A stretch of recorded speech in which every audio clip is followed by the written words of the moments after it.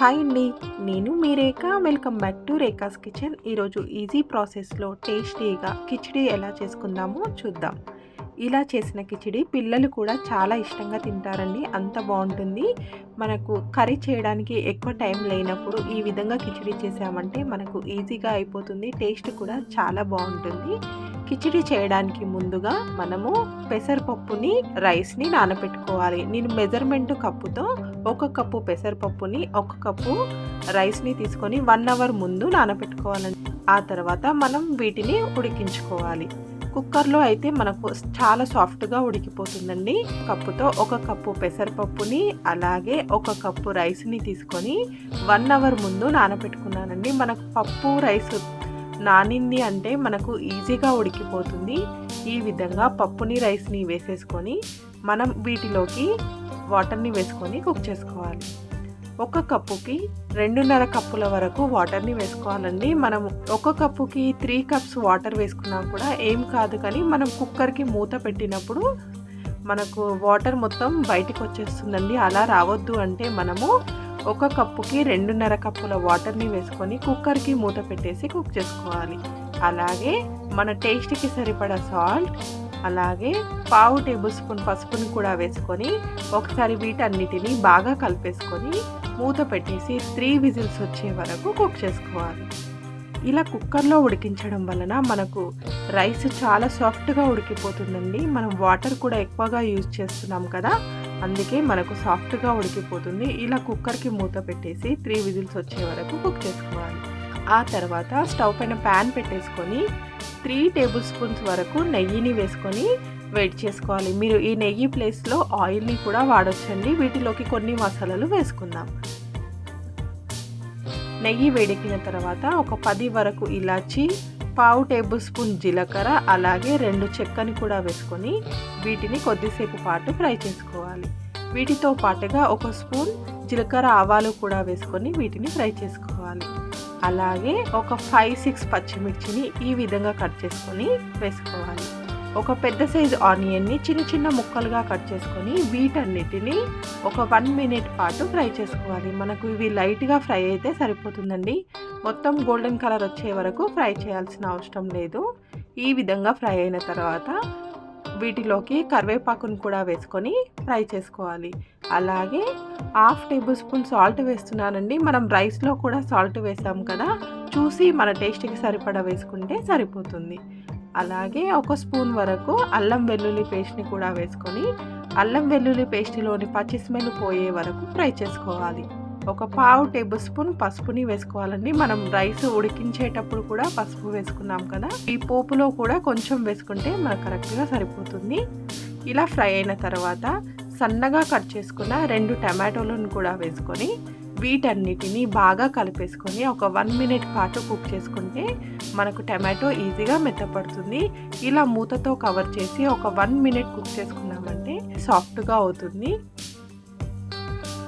చూసారు కదా, మరొకసారి బాగా కలిపేసుకొని వీటిలోకి కొన్ని మసాలాలు వేసుకుందాం.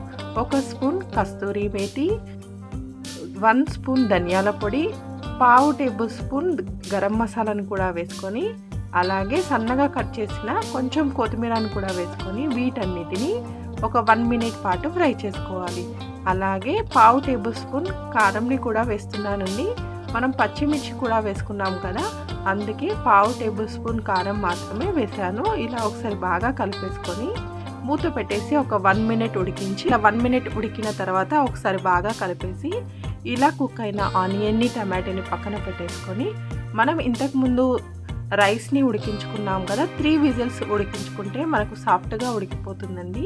కుక్కర్కి మూత తీసేసుకొని చూసారు కదా, మనకి రైస్ ఇలా సాఫ్ట్గా ఉడికిపోతుంది. కుక్కర్లో వేసి ఎక్కువ వాటర్ని వేసామంటే మనకు ఎక్కువగా స్మాష్ చేయాల్సిన అవసరం లేకుండా ఈజీగా స్మాష్ అయిపోతుంది. ఈ రైస్ని ఒకసారి స్పూన్తో కలిపేసుకొని వీటిలోకి మీకు కావాల్సినన్ని వాటర్ని వేసుకొని కొంచెం లూజ్గా ఉండేలాగా చేసుకోవాలి. ఈ విధంగా మనకు కావాల్సినన్ని వాటర్ని వేసుకుంటూ సాఫ్ట్గా అయ్యే వరకు స్మాష్ చేసుకోవాలి.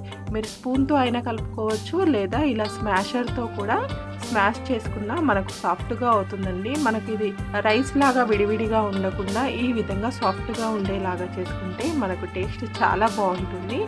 ఇలా మనకు కావాల్సినన్ని వాటర్ని వేసుకొని ఇలా చేసుకోవాలి. ఆ తర్వాత మనం ఇంతకుముందు టమాటో ఆనియన్ని మసాలాని రెడీ చేసుకున్నాం కదా, ఆ మసాలాలోకి స్మాష్ చేసి పెట్టుకున్న రైస్ని మొత్తం వేసేసుకొని బాగా కలిసేలాగా కలుపుకోవాలి.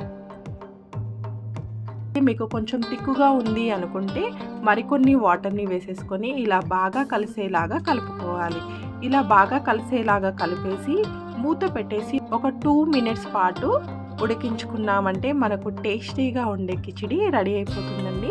ఈ విధంగా లూజ్గా ఉంటేనే కిచిడి చాలా బాగుంటుంది.